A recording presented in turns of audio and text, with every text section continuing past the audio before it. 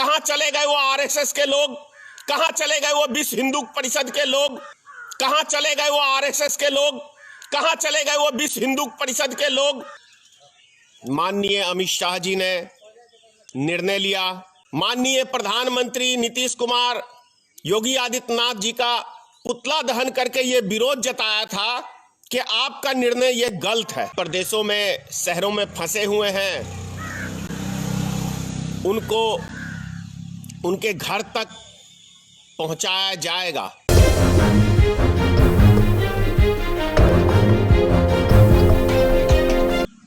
ने जो केंद्र सरकार के खिलाफ आंदोलन छेड़ा था, आखिरकार वो रंग लाया और कल माननीय अमित शाह जी ने निर्णय लिया कि जितने भी बिहार, यूपी, तमाम राज्यों के मजदूर बाहर प्रदेशों में, शहरों में फंसे हुए हैं, उनको उनके घर तक पहुंचाया जाएगा 4 तारीख से। 4 तारीख से उनको उनके घर तक पहुंचाया जाएगा। अभी रात्रि में मैं देख रहा था कई टीवी चैनलों के ऊपर, तो ये रंग लाया गया है और रात्रि में मैं देख रहा था टीवी चैनल के ऊपर तमाम सारे सत्ताधारी पार्टी के और विपक्ष के नेता अपनी अपनी वाहवाही लूटने में लगे हुए थे कि हमने किया। और आप तमाम देश की जनता जानते हैं कि जिस दिन माननीय प्रधानमंत्री जी ने कहा था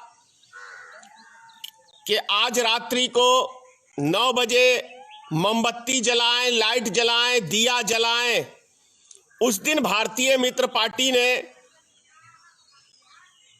हमने माननीय प्रधानमंत्री नीतीश कुमार योगी आदित्यनाथ जी का पुतला दहन करके ये विरोध जताया था कि आपका निर्णय ये गलत है। यहां तक कि आरजेडी बिहार की जो पार्टी है, तेजस्वी यादव, उसने भी लालटेन जला के कहीं ना कहीं मोदी जी का समर्थन किया था। भारत में सिंगल एक भारतीय मित्र पार्टी ही एक ऐसी पार्टी थी जिसका विरोध हमने अपनी जान की बाजी लगा के किया था, जिसके आप सबने देखा होगा, ऐसी बहुत सारी कॉल रिकॉर्डिंग है। हजारों की संख्या में लोगों ने हमें जान से मारने की धमकी दी, लेकिन हम अपने कर्तव्य से पीछे नहीं हटे, क्योंकि हमारा मकसद आम जनता को कैसे राहत मिले, उसके लिए इस पार्टी का गठन किया गया है और यही हमारा मुहिम है। और ये लड़ाई, आम जनता की लड़ाई, हम लोग अंतिम दम तक लड़ते रहेंगे और हमारा एक ही मकसद है जीवन का कि जब मौका दे बिहार की जनता, तो 60 महीने बहुत होते हैं किसी भी चीज की दशा बदलने के लिए, विकास करने के लिए। 60 महीने का वक्त यानी 5 साल बहुत बड़ा होता है। उसी 5 साल के अंदर बिहार में इतने उद्योग, छोटे छोटे उद्योग, बड़े नहीं, छोटे छोटे, जिससे आम आदमी को, गरीब आदमी को रोजगार मिल सके, ऐसा प्लानिंग है। क्योंकि बहुत हम लोग अपमानित हो चुके हैं। मैं खुद 30 साल कंटिन्यू 28 साल मैंने दिल्ली में नौकरी किया है। कितनी जिल्लत की जिंदगी बिहार के लोगों को बाहर झेलनी पड़ती है, ये हम लोग समझ सकते हैं।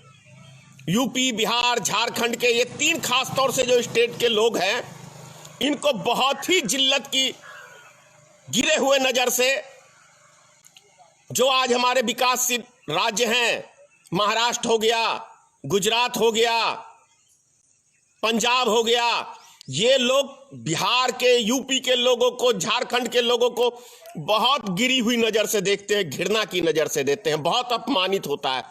और मैं समझता हूं कि हिंदुस्तान के एक एक मजदूर को इस लॉकडाउन में यह एहसास हो गया होगा कि बाहर हम लोग का कितना इज्जत है, कितना वैल्यू है, ये हम लोग को एहसास हो गया होगा। तो इसीलिए ये हमने आंदोलन छेड़ा है और भारतीय मित्र पार्टी का प्रिय बंधुगण गठन ही इसीलिए हुआ है कि हमें अपने राज्यों का, यूपी, बिहार, झारखंड का विकास करना है। हम ये चाहते हैं कि बिहार में लोग दूसरे राज्यों से आए, यहां रोजगार तलाशने के लिए। ये हमारा मकसद है। हम हिंदू मुसलमान की गंदगी फैलाने के लिए राजनीतिक दल नहीं बनाए हैं। उसके लिए भारतीय जनता पार्टी पर्याप्त है। क्योंकि आप सबने देखा होगा कि इस महामारी में भी राजनीतिक करने से बाज नहीं आए भारतीय जनता पार्टी के लोग। इसमें भी मुसलमान को टारगेट करके उसको बदनाम करने का काम किया है।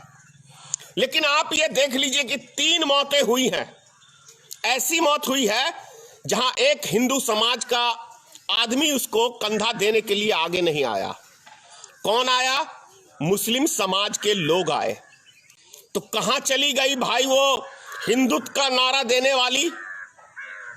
कहां चले गए वो आरएसएस के लोग? कहां चले गए वो विश्व हिंदू परिषद के लोग? किस चीज के हिंदू हो? सिर्फ राजनीतिक रोटी सेकने के लिए? गिरे से गिरा इंसान भी यदि किसी की मैयत हो जाती है तो वहां जाता है। लेकिन ऐसा नहीं हुआ। कई राज्यों में, हमें महाराष्ट्र में भी देखने को मिला। यहां तक के महाराष्ट्र में 2 साधुओं की हत्या हुई, जिसके अंदर दूर दूर तक कोई मुसलमान है ही नहीं। उसको भी हिंदू मुसलमान करने का भारतीय जनता पार्टी ने साजिश रचा और देश की मीडिया ने इस चीज का फैलावा किया। दिल्ली में मस्जिद के अंदर कोरोना वायरस ठीक है मिला, बाहर से लोग आए हुए थे, तो बाहर से सिर्फ मुसलमान ही तो नहीं आए, हिंदू भी आए। मीडिया ने बाखूबी रोल अदा किया कि नहीं, जमातियों ने कोरोना वायरस फैलाया। मीडिया ने इतनी गंदगी फैलाई इस देश के अंदर कि लोगों के अंदर नफरत पैदा कर दिया। अब यहां तक ये सब्जी कोई बेचने जाता है तो उससे पूछता है कि आपका जात धर्म क्या है। अब इससे ज्यादा हमारे देश के लिए और शर्मनाक और क्या हो सकता है?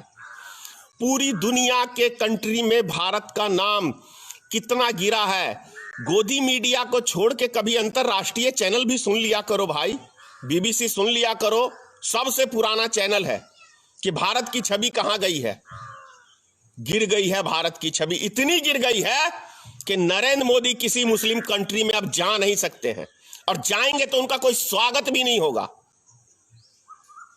देश की साख को खत्म करने का काम नरेंद्र मोदी को जाता है।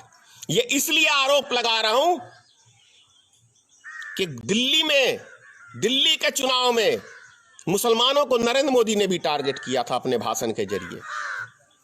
टुकड़े टुकड़े गैंग बताए थे। उसके बाद दिल्ली में दंगे हुए, आराम से शांत बैठे रहे प्रधानमंत्री जी, एक शब्द उसके ऊपर नहीं बोला।